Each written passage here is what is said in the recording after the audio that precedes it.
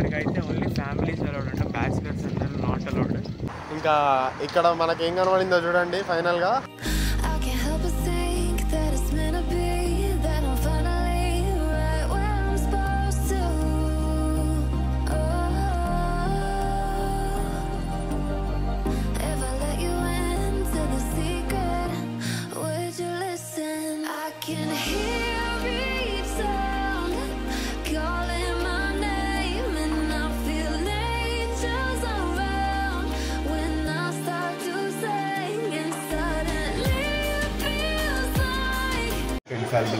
So ఈరోజు అయితే day 2 in Dubai. ఈరోజు మనం కవర్ చేసే ప్లేసెస్ రాను రాను వీడియోలో మీరే చూస్తారు. మార్నింగే మనకి కాంప్లిమెంటరీ బ్రేక్ఫాస్ట్ ఉంటుంది హోటల్లోనే. సో బ్రేక్ఫాస్ట్ ఏంటో తెలుసా?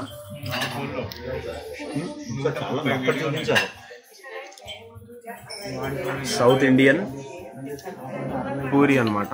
అండ్ ఇంకా చాలా ఉన్నాయి, బ్రెడ్ బుర్జీ లాగా, అవి కూడా టేస్ట్ చేద్దాము. వీడియోని కంటిన్యూగా చూస్తుండండి. సబ్స్క్రైబ్ చేసుకోకపోతే సబ్స్క్రైబ్ చేసుకోండి అండ్ లైక్ చేయండి, మీ ఫ్రెండ్స్ అందరికి షేర్ చేయండి. సో ఇప్పుడైతే మేము బ్రేక్ఫాస్ట్ కంప్లీట్ చేసుకున్నాము. అండ్ ఇక్కడ ఈ ఏరియాలో చాలా ఉన్నాయి చూడండి.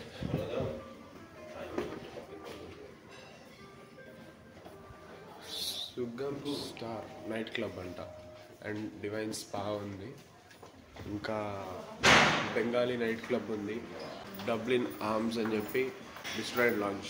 సో ఇలాగా. అండ్ గబ్బర్ అనేసి బ్రేక్ఫాస్ట్కి సంబంధించి అది కూడా ఉంది.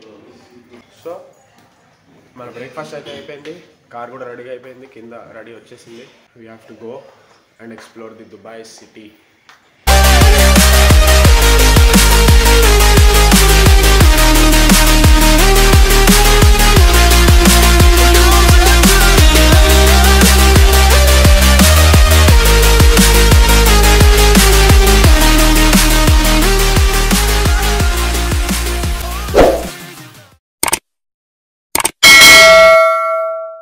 మన డ్రైవర్ అన్నీ హిందీలో ఎక్స్ప్లెయిన్ చేస్తారు దుబాయ్ సిటీ గురించి. నేను మీకు తెలుగులో క్లియర్గా ఎక్స్ప్లెయిన్ చేసేస్తా. మనం ఉండే ఏరియా వచ్చేసి దేరా దుబాయ్ అనమాట. అండ్ ఇక్కడ మీకు రైట్ సైడ్లో కనబడే దాన్ని వచ్చేసి దుబాయ్ క్రీక్ అని అంటారనమాట, ఆర్ అబ్రా అని కూడా అంటారు. ఇది ఒక వాటర్ బాడీ. ఇదేంటంటే నార్మల్గా సముద్రానికి బ్యాక్ వాటర్స్ ఎలాగో అలాగా కొంచెం వాటర్ ఏదైతే ఉందో అది ఈ ఏరియాకి వచ్చింది. సో దాన్ని ఒక టూరిస్ట్ స్పాట్గా మార్చేశారు దుబాయ్లో. దీన్ని దుబాయ్ క్రీక్ అని పిలుస్తారు. ఇక్కడ రైట్ సైడ్లో ఉన్న ఏరియా మొత్తం కూడా ఇదంతా దేరా దుబాయ్ అంటారు. అండ్ ఇప్పుడు మీకు ఇక్కడ కనబడుతున్న లెఫ్ట్ సైడ్లో ఉన్న ఏరియా వచ్చేసి బర్ దుబాయ్ అంటారు అనమాట.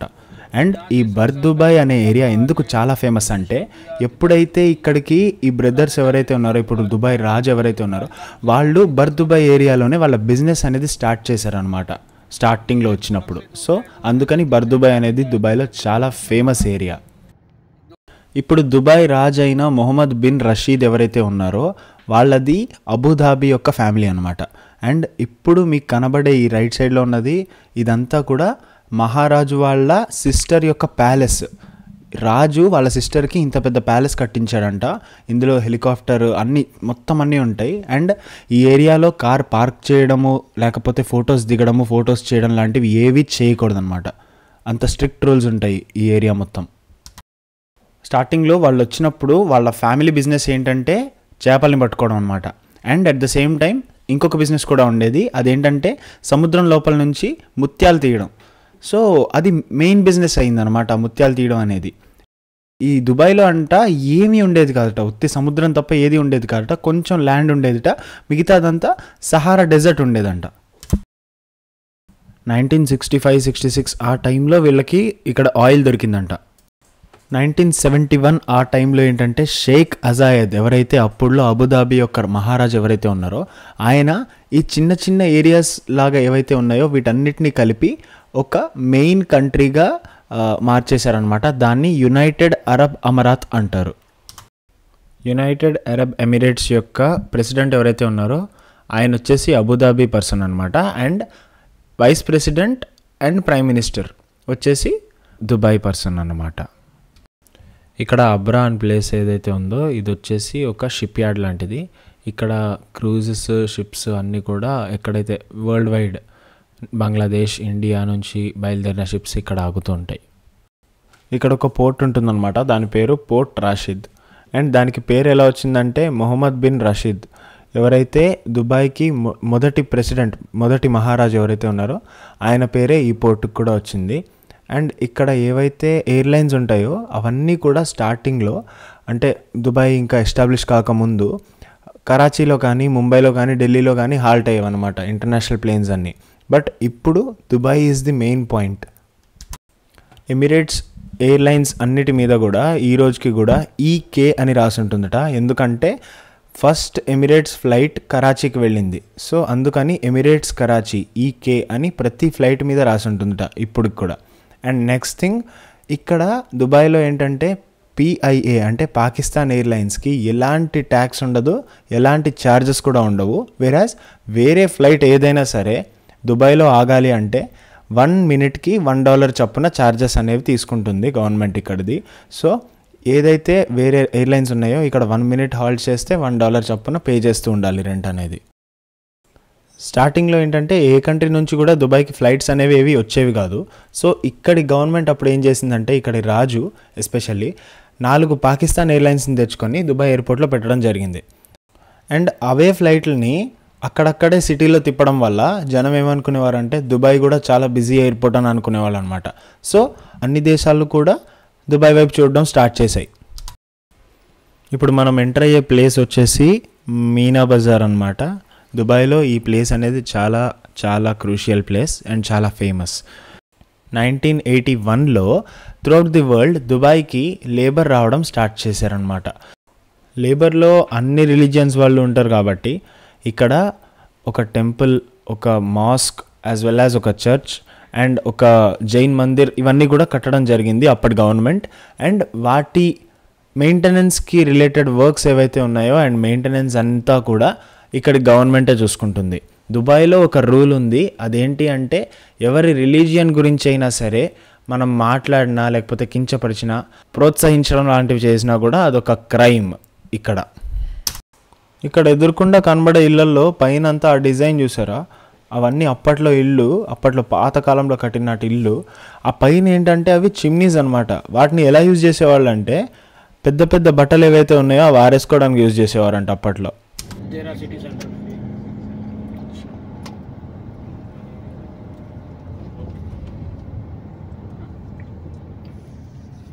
और इधर सिनेमा थिएटर्स नहीं रहता है? सिनेमा जो है यहाँ पे किसी भी मॉल के अंदर होगा, वैसे ऑन द वे किसी भी जगह में गली बाजार रोड पे सिनेमा नहीं होगा. ओके. जितने भी सिनेमा हैं वो अभी सिटी सेंटर के अंदर कम से कम 10 सिनेमा होंगे. और सिनेमा बोले तो इधर स्टार्स है दुबई में भी? नहीं, दुबई का अपना कोई चैनल नहीं है. अच्छा. सब बॉलीवुड हॉलीवुड मूवी लगती हैं, अरबी मूवी लगती हैं, जैसे इराक की हो गई, तुर्की की हो गई, जिन देशों में मूवी बनती हैं.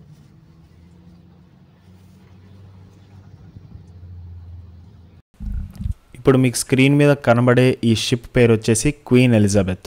ఇది అప్పట్లో ఇక్కడికి వచ్చిన తర్వాత జనమంతా ఇదేంటి ఇంత పెద్ద షిప్ వచ్చింది ఇక్కడికి అని చెప్పేసి చూడడం జరిగింది. దానివల్ల రాజు ఏంటంటే అబ్బా భలే ఉంది షిప్ అని చెప్పేసి ఆ షిప్ను కొనేసుకుని దుబాయ్లో ఉంచేశారనమాట. అండ్ ఫ్రమ్ పాస్ట్ 48 years అది అక్కడే ఉంది.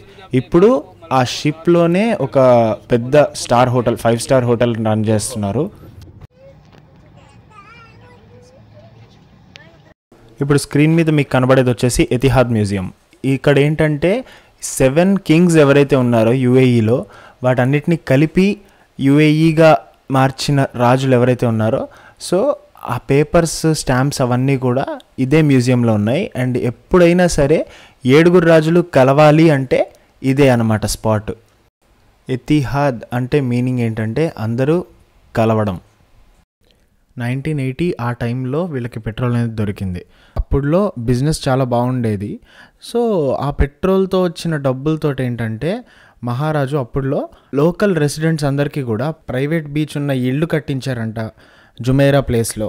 అండ్ అప్పుడులోనే మాల్స్ కూడా కట్టించారు, యాజ్ వెల్ యాజ్ రోడ్స్ మీద కూడా డబ్బులు ఇన్వెస్ట్ చేశారనమాట. సో అంతా బాగానే ఉంది అనుకునే టైంకి 1982 ఆ టైంలో వీళ్ళకి పెట్రోల్ అనేది కంప్లీట్ అయిపోయింది. మొత్తం పెట్రోల్ అనేది అయిపోయింది అనమాట. డబ్బులు లేకపోతే ఎలాగా అని ఆలోచిస్తూ ఓకే దుబాయ్ని ఒక మంచి టూరిస్ట్ స్పాట్గా మారుద్దాం అనేసి ఫిక్స్ అయ్యారు. అండ్ అప్పటి నుంచి డెవలప్మెంట్ అనేది స్టార్ట్ అయింది. ఇప్పుడైతే మనము ఒక కొత్త బీచ్కి అయితే వెళ్ళబోతున్నాం. దీన్ని ఫ్యామిలీ బీచ్ అంటారట దుబాయ్లో. అండ్ ఇక్కడికి బ్యాచులర్స్ అనేవాళ్ళు not allowed, only families are allowed. So ఈ బీచ్కి అయితే మనం వెళ్తున్నాం. లోపల ఎలా ఉంది, బీచ్ ఎలా ఉంది అనేది చూద్దాం, వచ్చేయండి.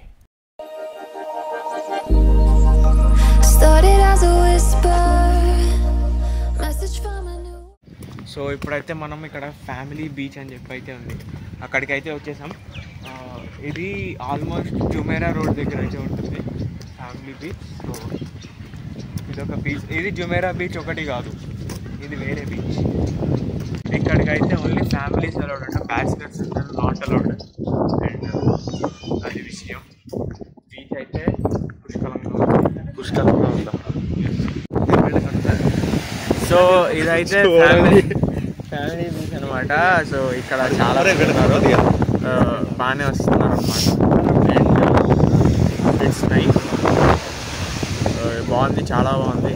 ఈ బీచ్ అంతా కూడా చాలా నీట్గా ఉంది చూసుకోండి. అసలు ఇక్కడ అది అనమాట, నీట్గా మెయింటైన్ చేస్తున్నారు బీచ్ని. అండ్ అది విషయం. ఇంకా చాలా చూసే ఉన్నాయి. సో ఇప్పుడైతే మళ్ళీ రిటర్న్ అయిపోతాం. అండ్ ఇక్కడ చూడండి, హయత్ సెంట్రిక్ అని చెప్పి అయితే హోటల్ అనుకుంటుంది.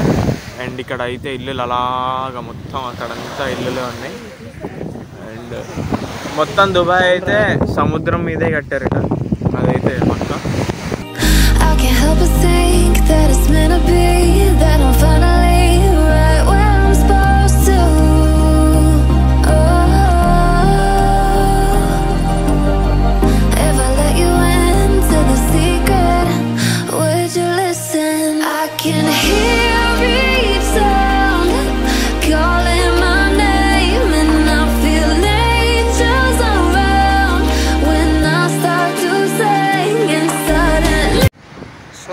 మేము ఇక్కడ ఏంటంటే ఒక ఫ్యూయల్ స్టాప్ దగ్గర ఆగామన్నమాట. ఇంకా ఇక్కడ మనకేం కనబడిందో చూడండి. ఫైనల్గా రోల్స్ రాయ్స్. ఇప్పుడు మీకు ఇక్కడ కనబడేది వచ్చేసి Burj Al Arab, the only 7-star hotel in the whole world. So ఇది వచ్చేసి ఇక్కడ దుబాయ్లో జుమైరా ఏరియాలో ఉందన్నమాట. అండ్ ఇది వచ్చేసి ఒక ప్రైవేట్ ఐలాండ్లో కట్టారు. ఇందులో 1 night స్టే చేయడానికి సుమారు 8 లక్షల రూపాయలు ఖర్చు అవుతుంది. అంతేకాదు, ఇందులో ఉన్న కింద 2 ఫ్లోర్లు అండర్ వాటర్, అంటే సముద్రం లోపల ఉంటాయి అన్నమాట. ఫస్ట్ ఏదైతే కట్టారో ఆ ఐలాండ్ అనేది మొత్తం పోయింది, మళ్ళీ ఇంకొక ఐలాండ్ ప్రైవేట్గా తయారు చేసి దీన్ని కట్టారు. ఇందులో స్టే చేసే వాళ్ళకి ఆప్షన్స్ కూడా ఉంటాయి అన్నమాట. అంటే ఎయిర్పోర్ట్ నుంచి రోల్స్ రాయ్స్ పికప్, లేకపోతే ఎయిర్పోర్ట్ నుంచి హెలికాప్టర్ పికప్, ఇలాగా వేరియస్ ఆప్షన్స్ ఉంటాయి. మనం చూస్ చేసుకోవచ్చు. వాళ్ళు వచ్చి పికప్ చేసుకొని హోటల్కి తీసుకెళ్తారు. అండ్ లోపలంతా కూడా కంప్లీట్ గోల్డ్ తోటి తయారైన ఐటమ్స్ ఉంటాయి. అంటే బాత్రూంలో పైపులు కానివ్వండి, వాష్ బేసిన్లో పైపులు కానివ్వండి, మొత్తం గోల్డ్తో తయారు చేసినవి ఉంటాయి.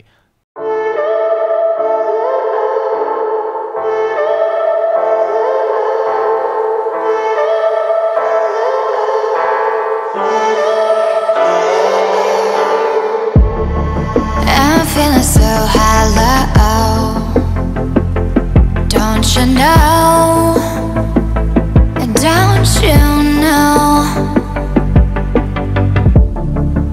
I'm living in shadow,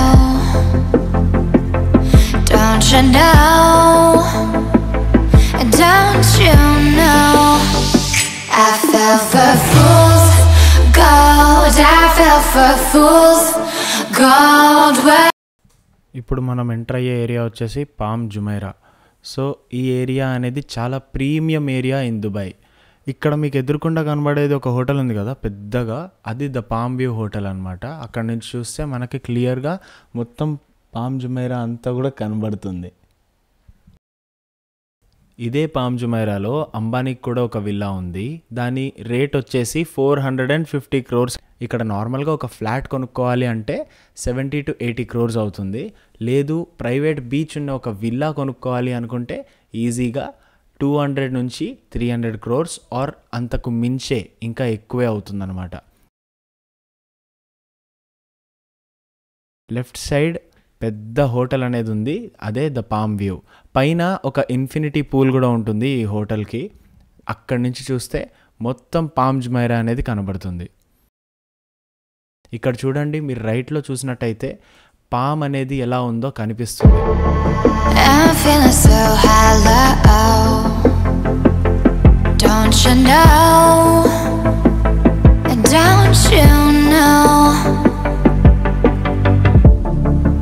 I'm living in shadow.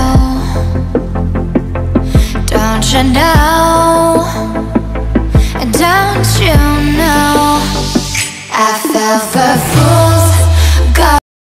And ఇప్పుడు మీకు ఇక్కడ ఎదురుగా కనబడేదే ది అట్లాంటిస్ హోటల్. ఇది దుబాయ్లోనే అత్యంత అందమైన హోటల్ అన్నమాట. ఈ టన్నెల్లో పెద్ద పెద్ద ఎగ్జాస్ట్స్ కనబడుతున్నాయి కదా అటు ఇటు. అవి ఎందుకు అంటే హెవీ హీట్ వల్ల. అండ్ ఈ హీట్ ఎందుకు జనరేట్ అవుతుందంటే ఈ టన్నెల్ వచ్చేసి ఒక సముద్రం కింద సిచ్యువేట్ చేయబడింది కాబట్టి.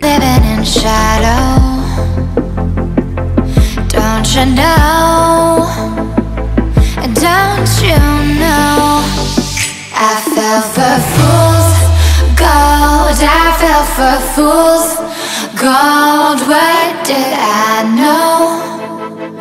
What did I know?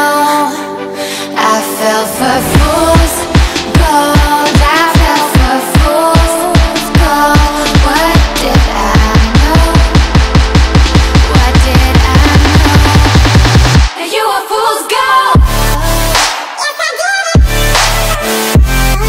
Yes, I did.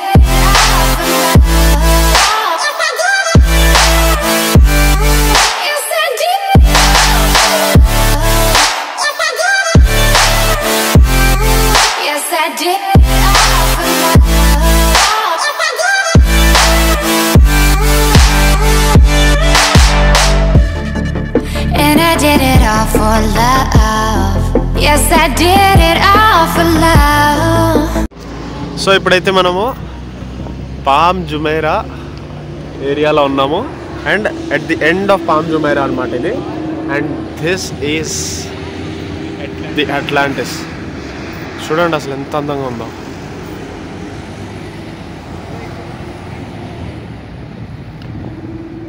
ఇందులో కూడా రూమ్ కొనుక్కోవచ్చు.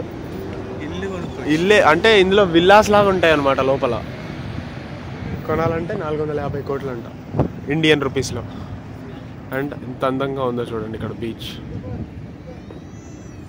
ఇది బీచ్ కాదు బట్ సముద్రం. Started as a whisper, message from a new world I'd never known.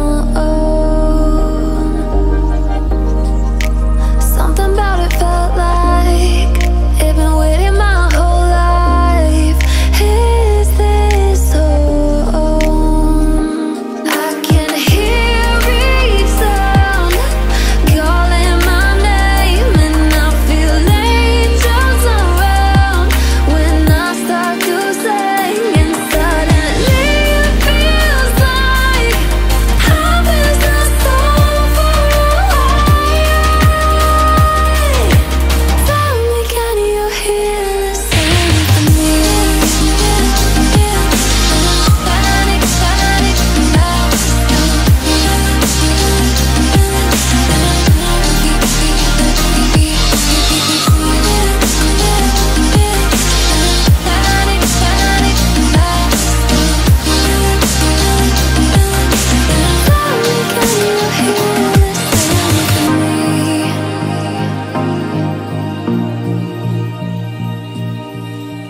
I can't help but think that it's meant to be, that I'm finally